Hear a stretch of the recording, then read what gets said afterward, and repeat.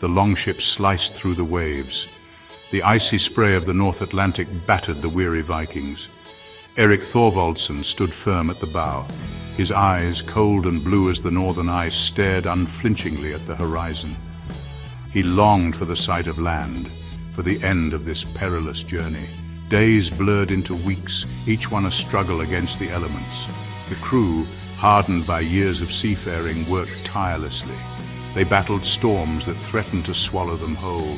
They navigated through treacherous fogs that obscured their vision.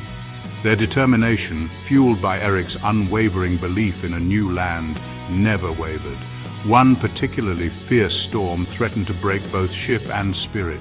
Waves the size of mountains crashed over the deck. The wind howled like a demon, ripping at the sails. But through it all, Erik remained steadfast. He rallied his men, his voice booming over the tempest, a beacon of hope amidst the chaos. Finally, as if the gods themselves had intervened, the storm subsided. The clouds parted, revealing a sky washed clean by the rain, and on the horizon, a sight that made every heart soar: land. A new world awaited. The coastline rose out of the mist, a majestic panorama of towering glaciers and steaming geysers. The land was alive, pulsating with a raw, untamed energy that both awed and intimidated the Vikings. As they steered the longship into a sheltered cove, the silence of centuries seemed to press in around them. Erik leapt ashore, his boots sinking into the volcanic sand. He raised his face to the sky, the air crisp and clean in his lungs. He had gambled everything on this voyage, and now, finally, he had found it. A land untouched, ripe for the taking. The Vikings fanned out, exploring their new surroundings with a mixture of apprehension and excitement. Towering waterfalls cascaded down emerald green cliffs.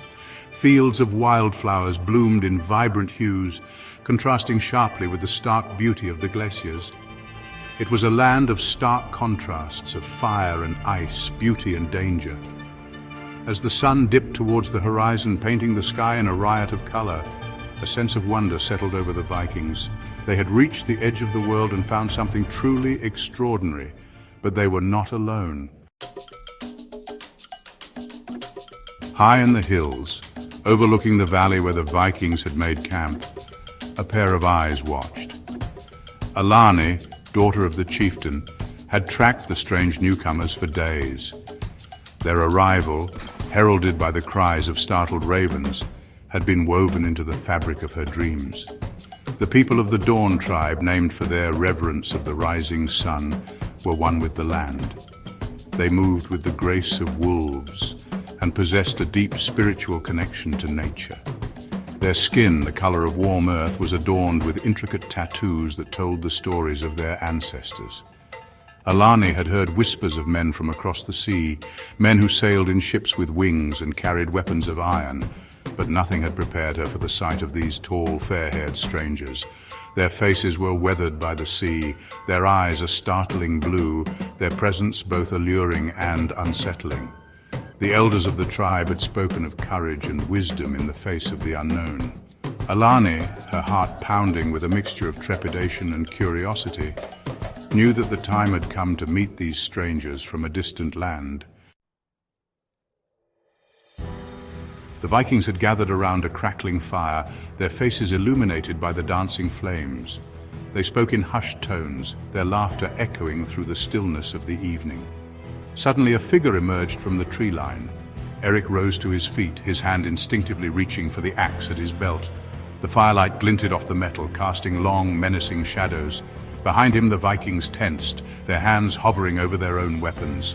Alani stood tall and proud, her eyes locking with Erik's. She carried no weapon, only a staff adorned with feathers and carved symbols. Her silence was more powerful than any war cry, her composure more intimidating than any weapon. Kalen, Erik's closest confidant and a man known for his level-headedness, stepped forward. He placed a hand on Erik's arm, a silent plea for restraint. Erik hesitated, his gaze unwavering, before slowly lowering his axe. The tension, thick as the smoke from the fire, began to dissipate. The silence stretched, broken only by the crackling fire and the distant cry of a night bird. Then Alani spoke, Her voice, clear as a mountain stream, was melodic and strangely soothing. She spoke of respect for the earth, for the balance between all living things. Her words, though unintelligible to the Vikings, resonated with a deeper truth. Eric, his initial suspicion giving way to curiosity, nodded in understanding. He gestured to his men, who brought forward furs and a drinking horn filled with mead.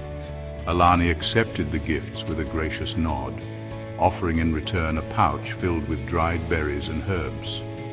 As the moon climbed high in the sky, casting its silvery light upon the gathering, stories were shared. The Vikings, through a combination of gestures and simple words, spoke of their long journey and their hopes for this new land. Alani, in turn, spoke of her people, their traditions, and their deep connection to the natural world. That night, beneath a canopy of stars unknown to the Vikings, a fragile bridge of understanding was built. It was a tentative beginning, fraught with the potential for misunderstanding and conflict. But in the shared laughter and the mutual curiosity, there was a glimmer of hope. The Vikings had found a new world, and with it, the possibility of a new beginning.